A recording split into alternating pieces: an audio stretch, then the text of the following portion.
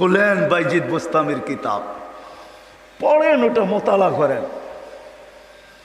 ওটা রাত্র পার হয়ে যাবে যেদিন বাইজিদ বোস্তামি 5 লক্ষ খ্রিস্টান পাদ্রি যার হাতে মুসলমান হয়েছিল, 5 লক্ষ এক বৈঠকে।